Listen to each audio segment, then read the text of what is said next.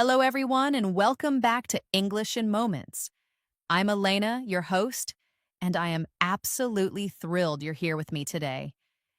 If you're passionate about moving beyond textbook English and truly speaking like a local, you are in the perfect place. We're here to help you not just learn English, but to live it, to breathe it, and to speak it naturally and confidently every single day. If you're new to our community, please do yourself a favor and hit that subscribe button right now.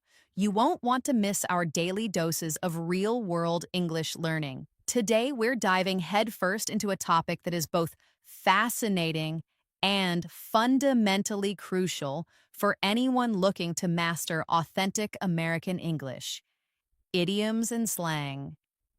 Think of them as the secret handshake of language, the insider knowledge that makes your English sound less like a textbook and more like a lively conversation with the native speaker.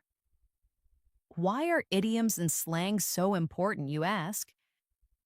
Well, imagine trying to understand a deep conversation, a hilarious stand up comedy show, or even your favorite American TV series without knowing these phrases.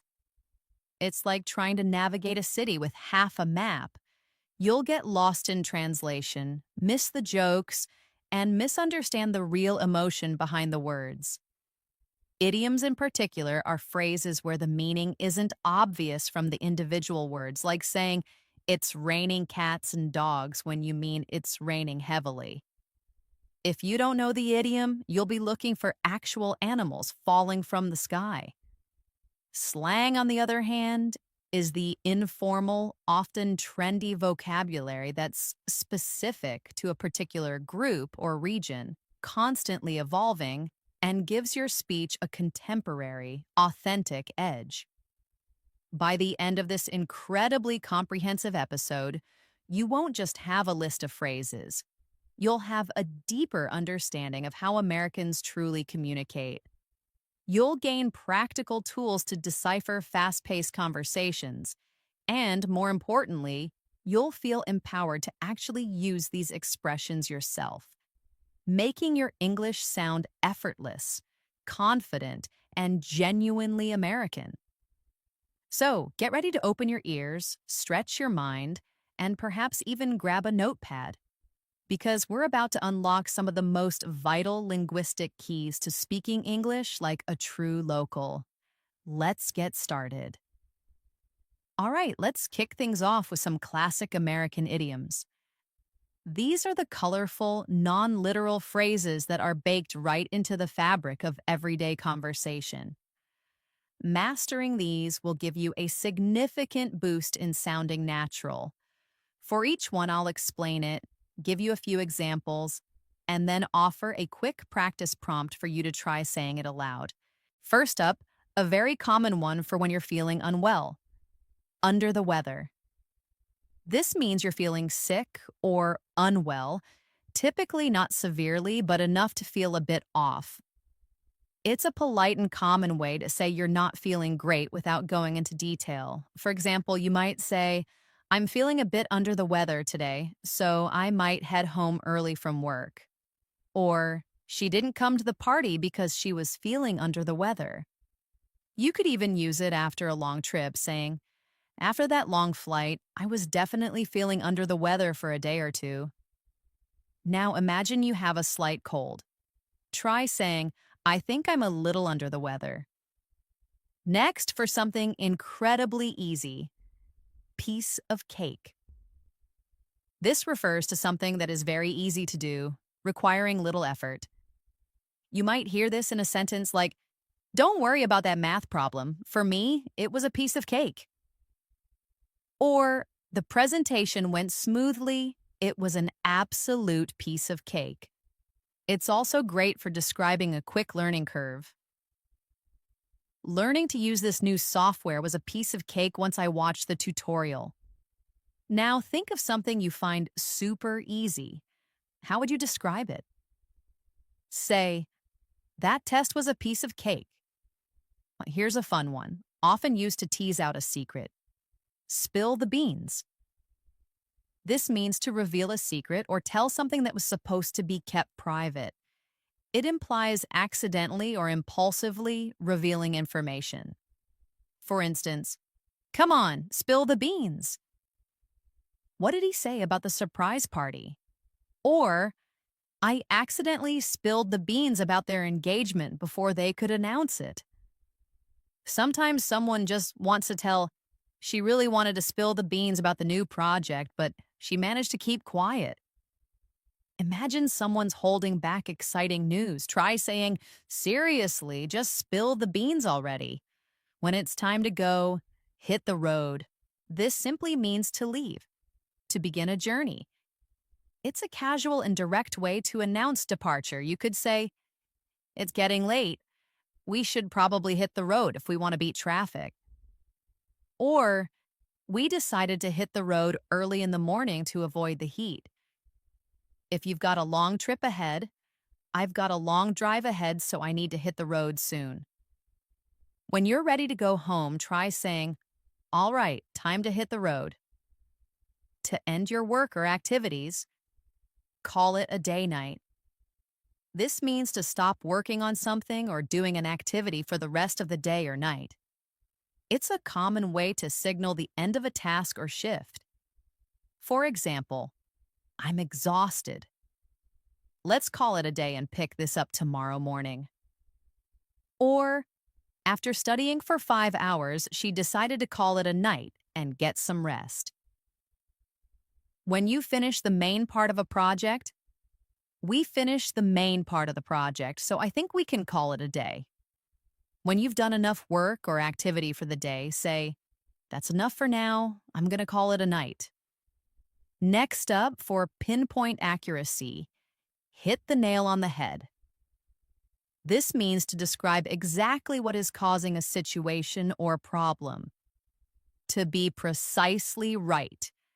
It's a strong way to acknowledge someone's keen insight.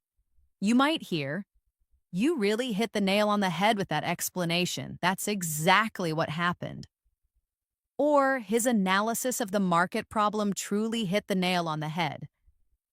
And when you give someone a great idea, when you said we needed more communication, you hit the nail right on the head.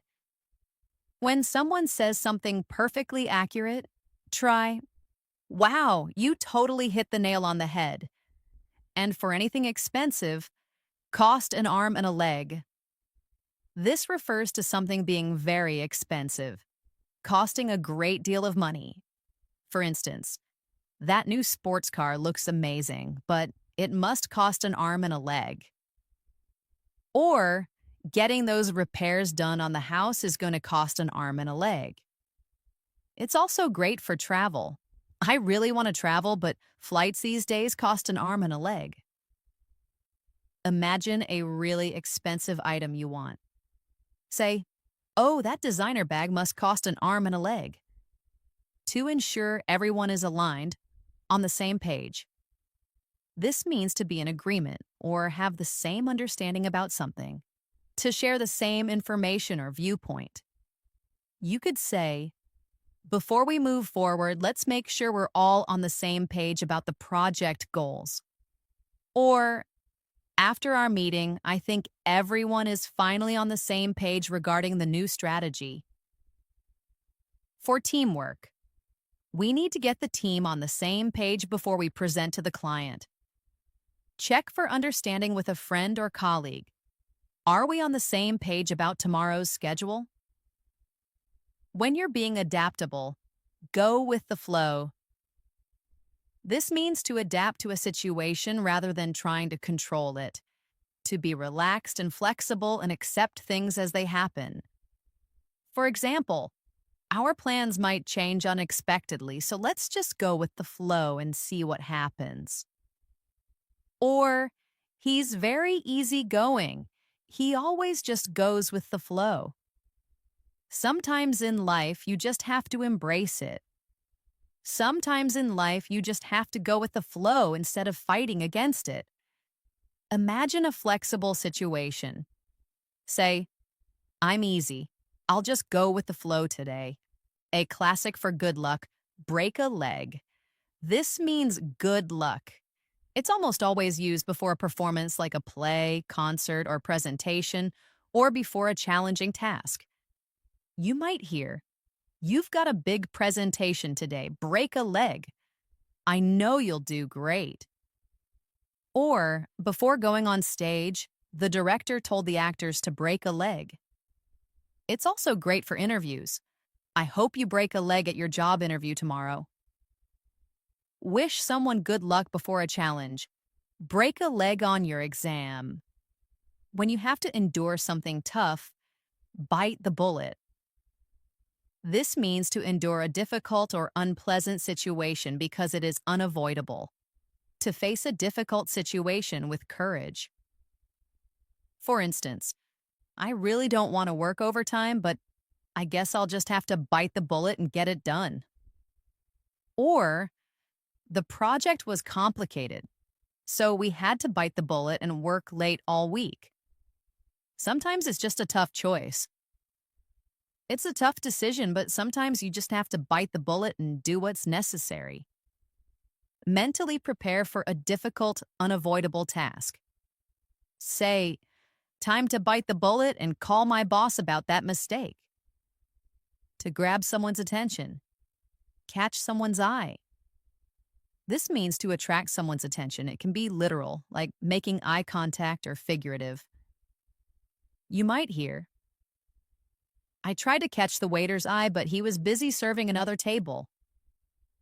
Or, "That bright red dress really caught my eye in the store window." For a new idea. His innovative idea immediately caught the investor's eye. Think about noticing something attractive or interesting. Say, "That colorful painting really caught my eye in the gallery." If a skill is fading, lose your touch. This means to no longer be as good at something as you once were, to lose a skill or ability you used to possess. For example, "I used to be a great baker, but my cakes are terrible now."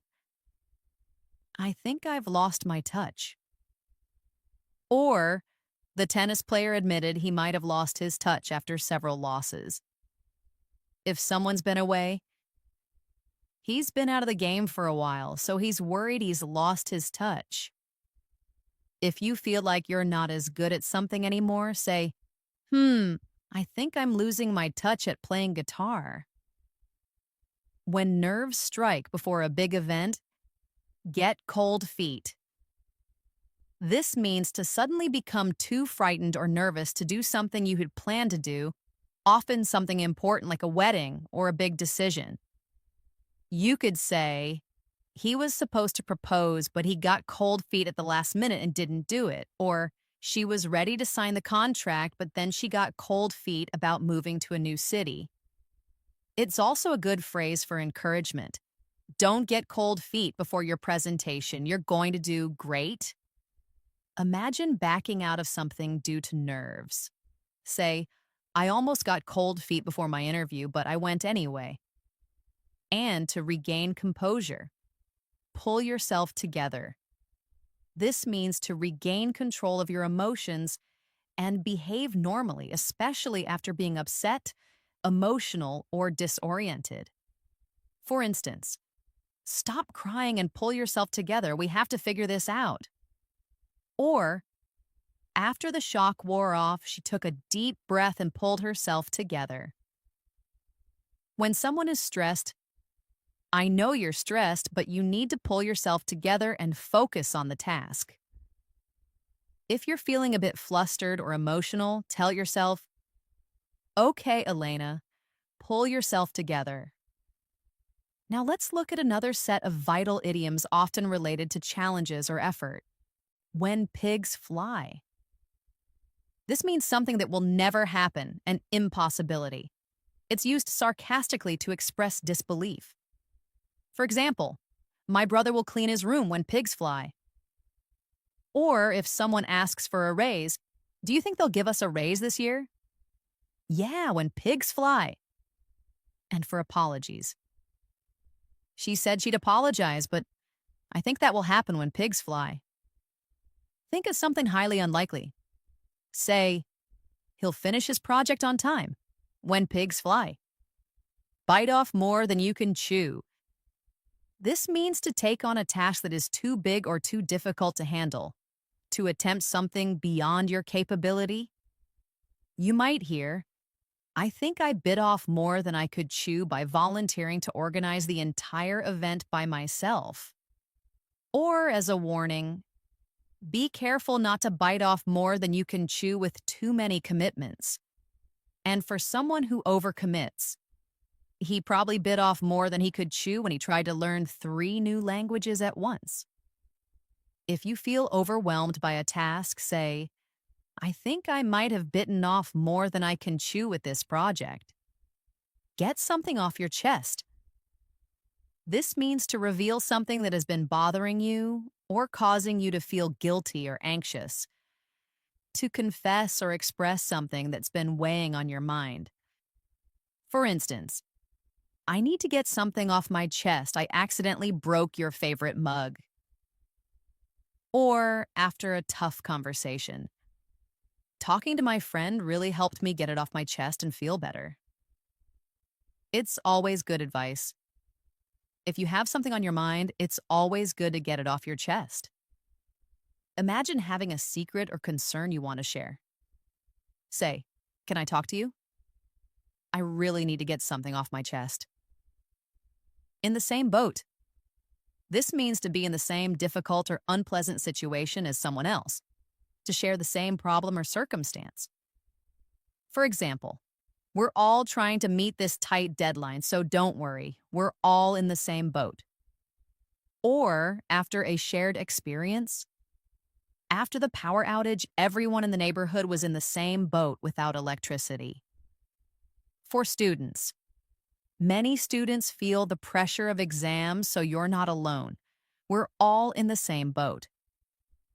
If you're sharing a common challenge with someone, say, don't worry, we're all in the same boat. Burning the midnight oil. This means to work late into the night, often on a difficult task or to meet a deadline. It refers to the old days of using oil lamps. You might say, I've got a big presentation tomorrow, so I'll be burning the midnight oil tonight. Or for students often have to burn the midnight oil during exam season. And for team efforts, we had to burn the midnight oil to get the report finished on time. When you're working very late, say, I'm going to be burning the midnight oil tonight. Okay, we've covered some classic idioms. Now, let's jump into the world of modern American slang and casual expressions. These are the words and phrases that give your English an immediate contemporary feel. Remember, slang can sometimes be more informal, so context is key. First up, a super popular word to describe something amazing, lit. This means excellent, exciting, amazing, or incredibly fun. It's often used to describe parties, events, or experiences that are truly outstanding. For instance, that concert last night was absolutely lit. Everyone was dancing. Or for entertainment. The new video game is so lit, I can't stop playing it. And for good times. We had a lit time at the beach last weekend. Describe something awesome you experienced. The party was lit. To emphasize truth, no cap. This means no lie. Seriously, telling the truth. It's a way to emphasize that what you're saying is honest and not an exaggeration. It's quite popular with younger generations. You could say, I finished all my homework in an hour, no cap. Or to praise food, this is the best burger I've ever had, no cap. And for surprising news, she really won the lottery, no cap. When you want to sound really truthful about something, say, that was the hardest workout ever, no cap. You'll hear this one a lot. Chill or chill out. Chill as a verb means to relax, to hang out. As an adjective, it describes something relaxed, easygoing, or cool. Chill out as a phrase means to calm down or relax. For example, let's just chill at home tonight and watch a movie. Or for a person's personality, he's a very chill person. Nothing bothers him. And if someone's stressed, hey, you need to chill out a bit. Don't stress so much. Try saying, I just want to chill this weekend. Or to someone stressed, chill out. And to make plans, hang out. This means to spend time casually with friends, to socialize informally. You might say, do you want to hang out after class today? Or, thinking about past times, we used to hang out at the coffee shop every Saturday. And for quiet evenings, I'm just hanging out at home this evening. Ask a friend to spend time. Hey, let's hang out soon. For a quick informal apology, my bad. This means my mistake. My fault. It's a very casual and common way to apologize for a small error or oversight. For instance, oops, my bad. I spilled my drink on your book. Or to acknowledge a mistake. Oh, was that your seat? My bad. And for forgetting something. I forgot to send the email. My bad. If you make a small error, say, oh, my bad. I didn't see you there.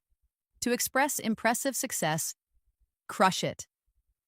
This means to do something extremely well, to succeed impressively at a task or challenge. It's often used as encouragement. You could say, you've been studying hard. I know you're going to crush that exam.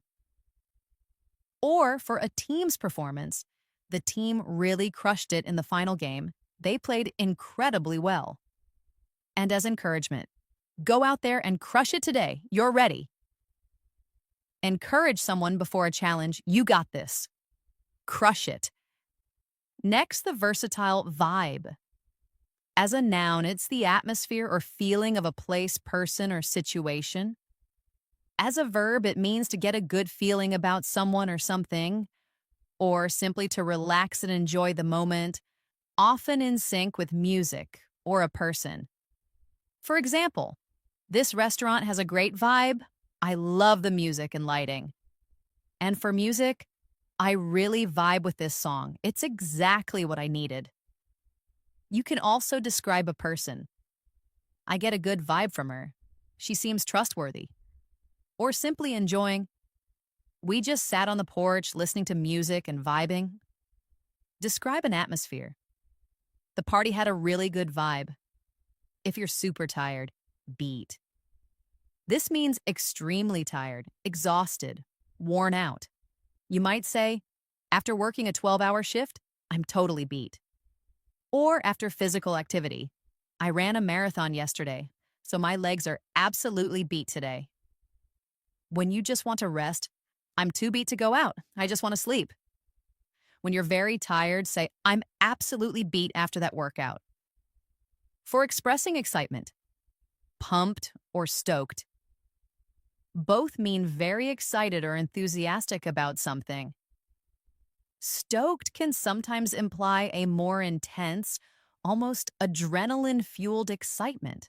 For instance, I'm so pumped for the concert this weekend. It's going to be amazing. Or for future plans. She's really stoked about her vacation to Hawaii next month. And for anticipation, are you pumped for the big game tonight? Share your excitement about an upcoming event. I'm so stoked for the new movie. A highly relevant modern term, binge watch. This means to watch many episodes of a TV show continuously, one after another, often for an extended period. You could say, I spent all weekend binge watching that new series on Netflix. I couldn't stop. Or, for a favorite show, we decided to binge watch our favorite sitcom from the beginning. It's a common habit. She's notorious for binge watching entire seasons in one sitting. Talk about your TV habits. I love to binge watch comedies on a rainy day. Here's a popular acronym, FOMO. It stands for fear of missing out. It's the anxiety or apprehension that an exciting or interesting event may currently be happening elsewhere, often fueled by social media. For example, I skipped the party to study, but now I'm having serious FOMO seeing everyone's pictures. Or for social plans, she always says yes to invitations because of her strong FOMO. And its source. Social media often triggers FOMO among users. If you feel like you're missing something fun, I've got major FOMO right now. Wish I was there. For subtle versus obvious, low key and high key. Low key means done or said in a subtle, quiet, modest, or understated way. It's often used to describe a quiet preference or something you're secretly feeling. High key means done or said in an obvious, overt, or noticeable way, very openly. For instance, I'm low key excited about the trip, but I don't want to jinx it. And for strong feelings, he's high key obsessed with that new video game. He talks about it constantly. You can also describe events. We had a low key birthday celebration at home. Or talent. She's high key talented. Everyone knows it. Describe a subtle feeling. I'm low key hungry for some pizza. To give strong praise, slay. To do something exceptionally well. To impress greatly. To succeed spectacularly. It's a modern, strong, positive affirmation. You might hear, her performance was absolutely amazing. She slayed on stage. Or for a presentation. You totally slayed that presentation. Everyone was impressed. And for style, she always slays in her fashion choices. Praise someone's excellent effort. You just slayed that outfit. When someone disappears from communication, ghost. As a verb, to ghost someone means to suddenly end communication with them without explanation, especially in dating or social contexts. For example, he stopped replying to my texts and calls after our first date. I think he ghosted me. Or about social etiquette. It's rude to ghost your friends just because you're busy. And for professional contexts, she was so upset when her business partner suddenly ghosted her. Describe someone suddenly cutting contact. He just ghosted me after our conversation. And finally, a fun, relatable blend word, hangry. A blend of hungry and angry, meaning irritable or bad-tempered due to hunger. You could say, I need to eat something soon. I'm getting really hangry. Or about a mood, don't talk to him before lunch. He's always super hangry. And for kids, my toddler gets very hangry if he misses a meal. When hunger makes you grumpy, say, watch out, I'm getting a little hangry. Fantastic! You're really picking up on these. Let's keep building that vocabulary of natural American expressions. These next phrases are perfect for specific everyday situations and will make your conversations flow even more smoothly. First, to describe difficult situations. Pull in your leg. This means to tease someone, to trick someone in a playful way. It's a lighthearted form of deception. For instance, don't worry, I'm just pulling your leg. I didn't actually win the lottery. Or to confirm, are you serious or are you pulling my leg? Some people are always doing it. He's always pulling my leg with silly stories. When you're teasing someone, say, ha ha ha, I'm just pulling your leg. When you're keeping a low profile, keep a low profile. To avoid attracting attention or publicity, you might hear, after the scandal, he decided to keep a low profile for a while. Or after success, she's been trying to keep a low profile since she won the award. For busy times. During the busy season, it's hard to keep a low profile at work. If you want to avoid being noticed, say, I'm just trying to keep a low profile today. To relax completely, let your hair down. To relax and enjoy yourself freely and informally. For example, it's the weekend. time to let your hair down and have some fun. Or at a party. At the party, everyone was laughing and really letting their hair down. After hard work. After working so hard, she finally felt like she could let her hair down on vacation. Encourage someone to relax. Come on, let your hair down. Hair. When you're unsure or can't make a decision, on the fence. To be undecided or neutral about something, having difficulty making a decision. You could say, I'm still on the fence about whether to take that job offer or not. Or for social plans, are you going to the concert? I'm still on the fence. And for group decisions, the committee is on the fence about the new proposal. If you're undecided, say, I'm still on the fence about what to order for dinner. To keep someone informed, keep me in the loop.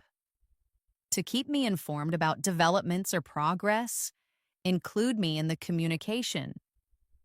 For instance, please keep me in the loop about any changes to the project schedule. Or if you missed something, I wasn't at the meeting, so could you keep me in the loop on what was discussed? For teamwork. It's important to keep everyone in the loop so no one is left out of decisions. Ask to be kept informed. Just keep me in the loop on that, okay? When something is very rare, once in a blue moon. This means very rarely, on very infrequent occasions. A blue moon is a rare second full moon in a single calendar month. For example, my brother lives abroad, so I only see him once in a blue moon. Or for habits, she only eats fast food once in a blue moon. And for big wins, our team wins a championship once in a blue moon. Describe something you do very rarely. I only go shopping for clothes once in a blue moon. To reveal your true feelings, wear your heart on your sleeve. To openly show your emotions or feelings rather than keeping them hidden. You might hear, she tends to wear her heart on her sleeve, so you always know how she's feeling. Or for passion, he's not afraid to wear his heart on his sleeve when it comes to his passion for music. And for vulnerability, it can be difficult to wear your heart on your sleeve because you're vulnerable. Describe someone very open with emotions. He always wears his heart on his sleeve.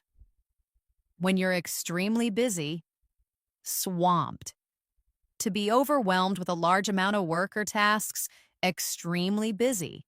For instance, I can't take on any new projects right now. I'm completely swamped. Or for busy teams, the customer service team is swamped with calls after the system outage. And for professions, during tax season, accountants are always swamped. If you're super busy, say, sorry, I can't talk long, I'm totally swamped. To make a situation worse, add fuel to the fire. To make a bad situation or argument even worse, to intensify a conflict. You could say, bringing up old arguments will only add fuel to the fire. Or for a heated debate, his angry comment just added fuel to the fire of the debate. For regulations, the new regulations threaten to add more fuel to the fire of public discontent. Advise someone not to escalate a problem. Don't say anything. You'll just add fuel to the fire. When something is simple and straightforward, cut to the chase. To get straight to the point without unnecessary introductions or details. For example, all right, let's cut to the chase. What's the real problem here? Or, in performance, the director told the actors to cut to the chase and focus on the main action. When you're short on time, I don't have much time, so please just cut to the chase. If you want someone to get to the point, say, okay, let's cut to the chase. Fantastic. You're really picking up on these. Let's delve into another set of contemporary expressions. These are phrases that are very much part of the current linguistic landscape in America and will make you sound incredibly authentic. First, to express something being perfect or amazing, on point. To be perfect, excellent, or exactly right, extremely good or fashionable. You might hear, her presentation was absolutely on point. She covered everything perfectly. Or for style, your outfit today is totally on point.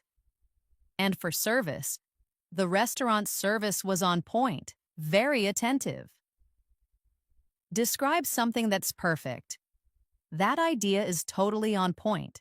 When something is obvious or extremely easy, no-brainer. A decision or solution that is so obvious or easy that it requires no thought or intelligence. For instance, taking that job offer with the higher salary was a complete no-brainer. Or for academic success, getting good grades is a no-brainer if you study consistently. And for simple choices, for me, choosing chocolate ice cream is always a no-brainer. If a decision is obvious, say, that's a no-brainer. To describe someone who is fake or untrustworthy, shady. This means suspicious, dishonest, or morally questionable. You could say, I got a weird feeling from that person, they seemed a bit shady. Or for business, there's a lot of shady business going on in that company. And for questionable comments, he made some shady comments that made me distrust him. Describe someone suspicious. I think that deal sounds a little shady. When you're fully absorbed in something, in the zone. To be fully focused and performing at your best, completely immersed and undistracted. For example, when he's coding, he's totally in the zone and doesn't notice anything else. Or for athletes, the athlete was in the zone during the last half of the game. It's a great feeling. I love those moments when I'm just in the zone and time flies by. When you're performing optimally, say, I'm really in the zone with my work today. To praise someone's excellent performance, killed it. To perform extremely well. To do something perfectly or impressively. Similar to slay. You might hear, her presentation was incredible, she really killed it. Or for a band, the band absolutely killed it at the concert last night. And for exams, you totally killed it on that exam. Praise a great performance. You killed it on stage. When something is extremely funny, I'm dead or I'm dying. An exaggerated way to say something is incredibly funny, hilarious, or overwhelming with laughter. For instance, that joke was so funny, I'm dead. Or watching a video. Watching that video, I was literally dying of laughter. And for reactions, his reaction was priceless, I'm dead. React to something hilarious. Oh my gosh, that's so funny, I'm dying. When you're feeling excited and ready, hyped up. To be very excited, enthusiastic, or stimulated about something, often due to anticipation. You could say, the fans were all hyped up for the concert to start. Or for personal events, I'm super hyped up for my birthday next week. And after a stimulant, he got all hyped up after drinking 3 energy drinks. Express strong excitement. I'm really hyped up for the game tonight. To describe someone who is generally unoriginal or basic. Basic. Referring to things or people that are unoriginal, conventional, or stereotypical, often in a derogatory way. Usually implies someone follows popular trends without much individuality. For example, pumpkin spice lattes and Ugg boots are considered basic by some. Or for music taste, he only listens to the most popular pop songs, he's so basic. And for plots, that movie plot is so basic, I've seen it 100 times. Describe a very common trend. That kind of fashion is pretty basic. To make plans or meet someone, link up. To meet up or connect with someone, often informally, you might say, let's link up for coffee tomorrow morning. Or to coordinate, I'll text you later to figure out where we can link up. For collaborations, the two teams decided to link up for a joint project. Suggest meeting. Hey, want to link up after work?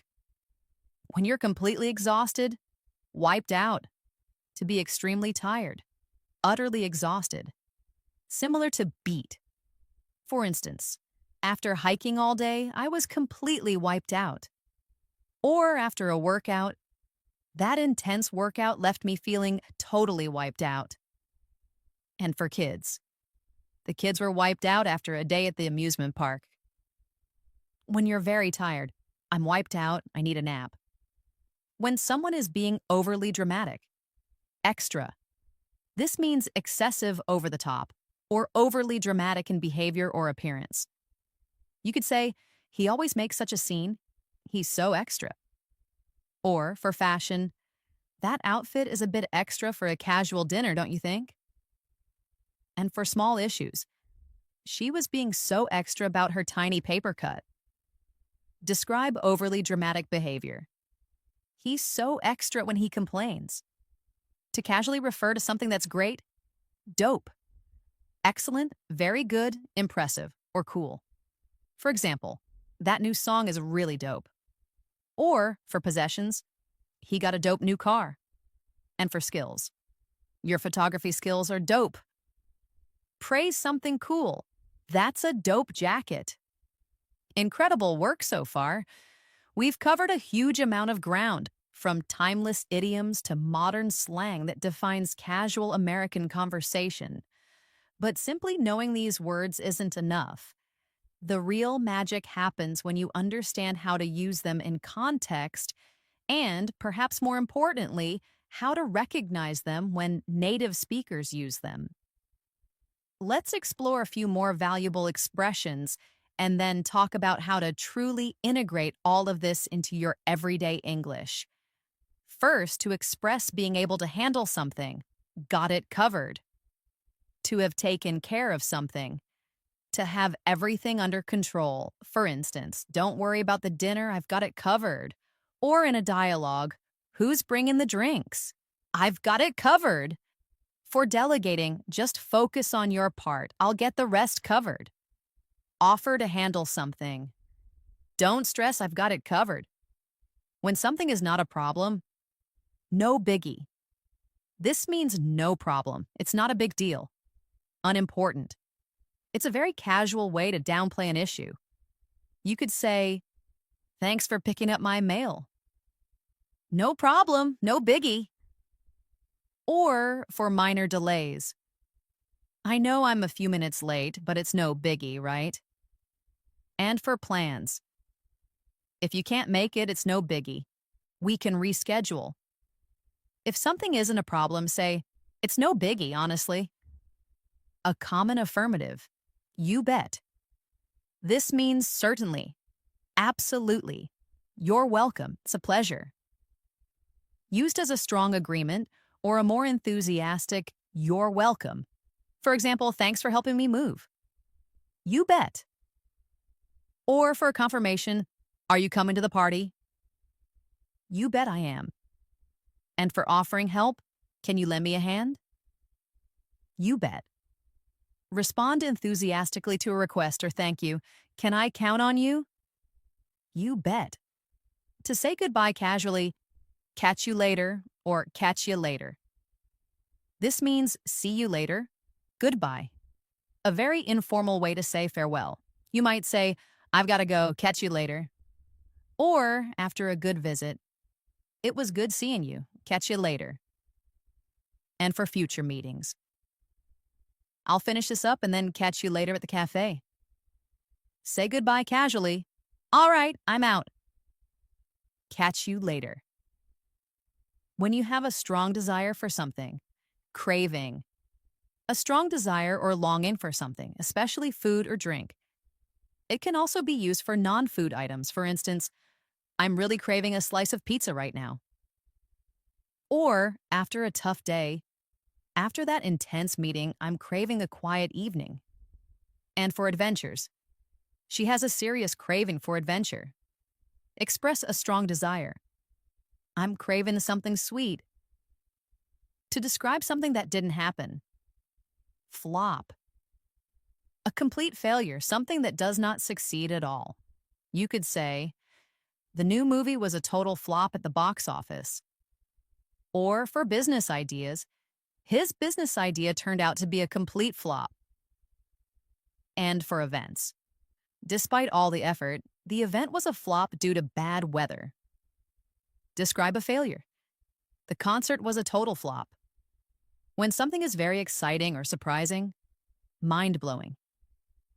Extremely impressive, exciting or surprising, awe-inspiring. For example, the special effects in that film were absolutely mind-blowing. Or for facts, I just read a mind-blowing article about space travel. And for talent, her talent is truly mind-blowing. I've never seen anything like it. Describe something amazing. That magic trick was mind-blowing. To manage a situation, often a difficult one. Handle it. To deal with or manage a situation or problem successfully. You might say, don't worry about the kids. I can handle it. Or for pressure. He's very calm under pressure. He knows how to handle it. For delegation, I'll take care of the paperwork. You just handle the clients. Assure someone you can manage. Leave it to me. I can handle it. When someone is being overly dramatic or emotional, melodramatic. Overly emotional or dramatic in a way that is exaggerated or not sincere. For instance, his reaction to getting a small scratch was a bit melodramatic. Or for general behavior, she always gets so melodramatic when things don't go her way. And for art, the play was a bit too melodramatic for my taste. Describe someone who is overly emotional. Don't be so melodramatic about it. It's not that serious. When something is obvious or apparent, goes without saying. This means something is so obvious that it does not need to be stated. It's understood. You could say that she's a talented singer goes without saying. Or for etiquette, it goes without saying that you should always be polite to customers. And for safety, your safety goes without saying. We'll take every precaution. State something that's clearly true. That hard work pays off. Goes without saying. When someone is very intelligent or quick-witted, sharp, intelligent, quick-witted, perceptive, or astute. For example, he's got a very sharp mind. He understands complex ideas quickly. Or for work skills, you need to be sharp to succeed in that line of work. And for observations, that was a sharp observation. I hadn't thought of that. Describe an intelligent person. She's incredibly sharp. To put someone in a difficult situation. Put someone on the spot. To ask someone a difficult or embarrassing question unexpectedly. Putting them in a situation where they have to answer immediately. For instance, the interviewer put me on the spot by asking about my biggest weakness. Or for awkward moments. I didn't want to put him on the spot, but I needed an answer right away. And for preferences. She hated being put on the spot during meetings. Avoid asking an embarrassing question. I don't want to put you on the spot, but can you answer this? When something is very exciting or important, big deal. Something very important or impressive. Often used sarcastically to mean the opposite. Not a big deal. You could say, getting that promotion was a big deal for her career. But be careful, it can be sarcastic. He acts like it's a big deal that he got a new car, but lots of people have one. And for minimizing, it's no big deal if you're a few minutes late. When something is truly important, say, This project is a really big deal for the company. When someone is acting crazy or irrational, go nuts. To become very excited or enthusiastic, to act crazy or become insane. Context determines meaning. For example, the crowd will go nuts when their favorite band comes on stage. Or for frustration, if I don't get some sleep soon, I'm gonna go nuts. And for pets, my dog goes nuts when I come home. Describe extreme excitement. The fans went nuts when they scored. To make a lot of money, make a killing. To earn a lot of money very quickly or easily. For instance, he made a killing in the stock market during the tech boom. Or for new ventures, they hope to make a killing by selling their new product online. And for wise investments, if you invest wisely, you can make a killing in real estate. Describe a very profitable venture. They really made a killing with that new app. When someone is avoiding direct eye contact, shifty.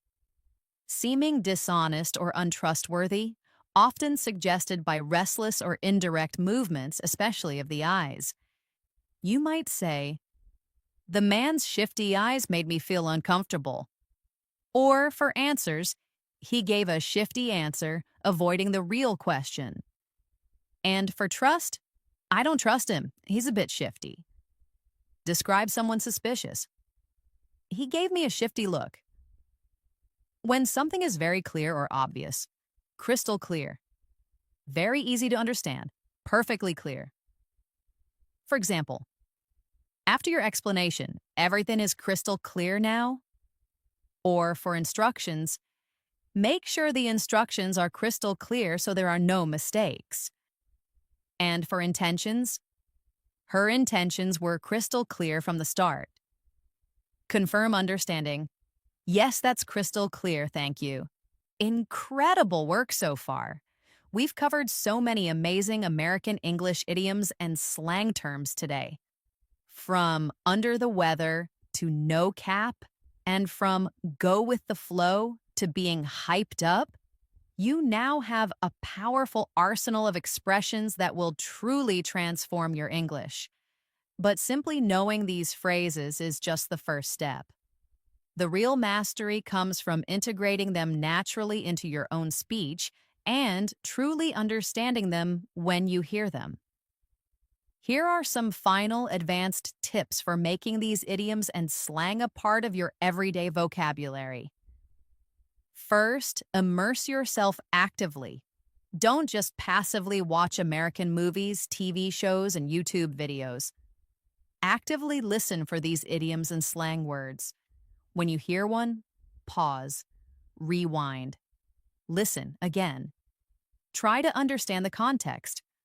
Also, shadowing is incredibly powerful. Once you hear an idiom used, try repeating the sentence exactly as the native speaker said it, mimicking their tone, rhythm, and speed. This trains your mouth and brain to produce these phrases naturally. Second, remember that context is king. Pay attention to the situation. Remember that slang and idioms often depend heavily on context. Lit means exciting for a party, but you wouldn't use it to describe a formal business presentation. Pay attention to who is speaking, where they are, and the overall mood of the conversation. Also, observe relationships. Notice how different people use slang with each other. Friends might use very casual slang, while colleagues in a professional setting might use more common idioms but less trendy slang. Third, start small. Practice consistently. Don't try to memorize all 50 plus at once. Pick 2 to 3 new idioms or slang terms each week. Focus on those. Create your own examples. Write down your own sentences using the new phrases. Think of situations from your daily life where you could use them. And most importantly, use them in conversation when appropriate. The best way to internalize them is to actually use them. Try incorporating 1 or 2 new phrases into your conversations with English-speaking friends, tutors, or even just when you're talking to yourself. Don't be afraid to experiment. Fourth, beware of overuse and misuse. While it's great to use these phrases, don't try to force them into every sentence. Less is more. Overusing slang or idioms can make your speech sound unnatural or even insincere. A few well-placed expressions are far more effective. Also, understand the nuance. Some slang can have subtle negative connotations or might be very specific to a certain age group or subculture. If you're unsure, it's safer to stick to the more generally accepted idioms we covered today. Finally, maintain your curiosity. Keep learning. Language is always evolving. New slang terms emerge and old ones fade away. Stay curious, keep listening, and always be open to learning new expressions. Learning idioms and slang is truly a journey, not a destination. It's about opening yourself up to the vibrancy and expressiveness of American English. By focusing on these authentic phrases, you're not just expanding your vocabulary, you're gaining a deeper insight into the culture and the way native speakers truly think and feel. You've done an incredible job today absorbing all this information. Remember, consistency is key. The more you practice, the more confident you'll feel, and soon, these American English idioms and slang terms will become a natural part of your fluent, confident English.